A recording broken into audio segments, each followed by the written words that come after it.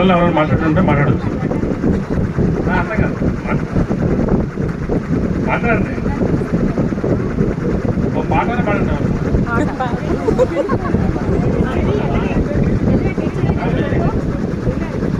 పాట పాడండి, కొంచెం రిలాక్స్ చేస్తాం.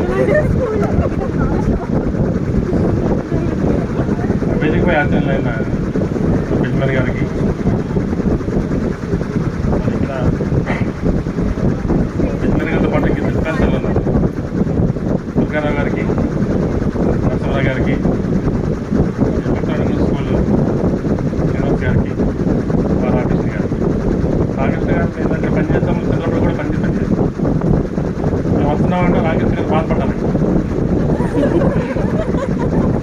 ఇదే స్కూల్లో పనిచేస్తే నేను పంచశేఖర్ గారు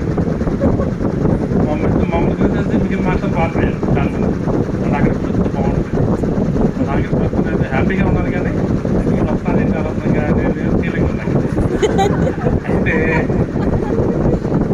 మేము ఏమనుకున్నామంటే మేషాన్ని ఇక్కడ పంపించాలి, ఆ క్యాంపస్ నుంచి అనుకున్నాం. ఆఖరికి అదే జరిగింది.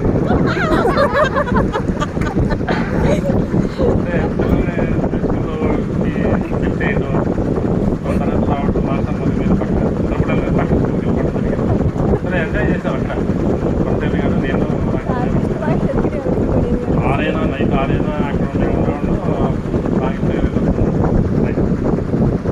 నేను మధ్యవాడ స్కూల్కి 2002 వచ్చినట్టున్నాను. ఇక్కడ మీకు మధ్యలో వచ్చాను. నాకు ఈ ఊరితో అంతమందే సంబంధాలు ఉన్నాయి. బాబురావు కానీ, రామకృష్ణ గారు కానీ, గారు, రామారావు గారు, అందరం కలిసి కబడ్డీ ఆడేవాడు. అందరం కలిసి బయట టోర్నమెంట్ ఆడాము. ఇక్కడ మీ ఊళ్ళో కూడా ఆడాము.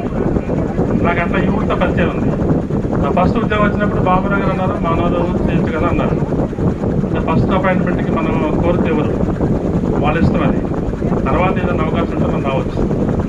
రాను కూడా నేను మెట్రో కూడా రావడం జరిగింది. సరే ఇప్పుడు ఎంత చెప్పినా ఏం చేసినా మీరు మాలో సగం ఉన్నారు, వయసులు ఇచ్చారు. ఎంజాయ్ చేయండి, లైఫ్ని ఎంజాయ్ చేయాలి.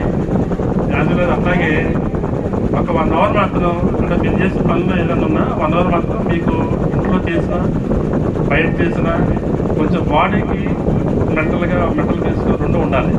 1 అవర్ క్యాంటీన్ జాబ్, మిగిలిన 23 గంటలు మీ ఇష్టం. మీరు జాబ్ చేస్తారా లేదా ఏం చేస్తారో మీరు క్యాంటీన్ జాబ్.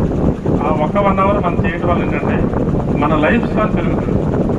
అంటే ఎంత పెరిగి 100 సంవత్సరాలు చేంజ్ చేస్తా సార్ అని అనవచ్చు. మీరు మనిషిగా పుట్టడమే మనం అదృష్టం. మిగిలిన జంతువులాగా మనం ఉన్నాం కదా, మంచి చేయడం చూస్తుంది. పక్కన చూస్తే అయ్యే పాపం జాలి చేస్తుంది. ఉన్నవాడిని చూస్తే అదే ఇంత రీచుకున్నారేంటి అని మనకు కూడా రీచ్ అవ్వాలేమో ఆలోచిస్తూ ఉంటాం. మనకన్నా కొంచెం లో ఉన్నారనుకోండి, వాళ్ళ కోసం మనం ఆలోచిస్తుంటాం. వీళ్ళకి ఏదైనా చేస్తే బాగుంటుందా. ఇప్పుడు రామకృష్ణ అని చెప్పాను, సహాయం చేయండి, ఎంత రకాలుగా చేయొచ్చు. కానీ అతను పని చేసుకొని అభివృద్ధి చెందాలి. ఇప్పుడు 1,00,000 రూపాయలు ఇచ్చారనుకోండి, ఏమవుతుంది, రోజు 1,00,000 రూపాయలు ఖర్చు పెట్టుకుంటుంది. మళ్ళీ 5 సంవత్సరాలు 6 నెలలు సంవత్సరం అయిపోయిన తర్వాత మళ్ళీ చేస్తుంది. మా ఫ్రెండ్స్ వాళ్ళు సాయం చేస్తారా లేదు. అది చేయొద్దు. ఏదన్నా చేయాలంటే అతను జీవనోపాధి కలిగించదని చేయాలి. హ్యాపీగా ఉంటాడు అతను. వాడు భార్య పిల్లలు, మనం ఒక్కరికి ఆ ఫ్యామిలీ చేస్తే 4 సాయం చేసేటట్టు అది ఆలోచించండి. నేను ఇక్కడ ఉన్నాను కాబట్టి ఈ స్కూల్కి ఏదన్నా నీడ్ ఉందంటే అది ఒకసారి ఆలోచించుకొని చెప్పడం ఈజీగా ఉంటుంది. దాన్ని కోఆర్డినేట్ చేసుకోవడం కొంచెం కష్టం అవుతుంది. అయినా సరే మనందరూ ఈ స్కూల్లో చదివాం కాబట్టి ఈ స్కూల్కి ఏదన్నా ఇన్ఫ్రాస్ట్రక్చర్ మాట్లాడి ఏదన్నా మనం ఏం చేయగలం, ఎంతవరకు మనం కాంట్రిబ్యూట్ చేయగలం చూసుకొని క్యాష్ రూపాయలు ఇవ్వాల్సింది, వస్తు రూపాయలు ఇవ్వండి.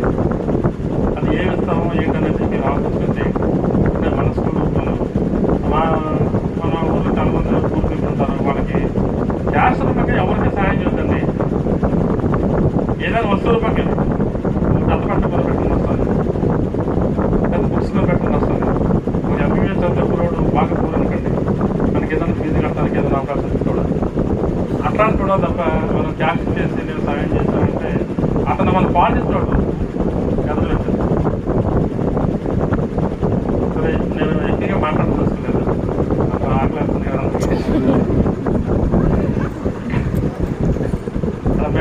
వచ్చాం, మేము కూడా లేట్గా వచ్చాం, కంగారు లోపల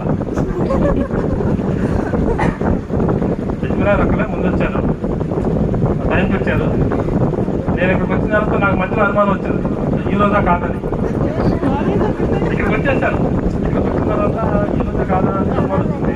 లేదే ఈ రోజే అని ముందుకు వస్తున్నా. వచ్చేసరికి అక్కడేం కనపడదు, బోర్డు బ్యాన్ కనపడదు. అనుమానం వచ్చింది, అక్కడికి కనిపించలేదు. అదే ఇంటే బ్యాగ్ కట్టాను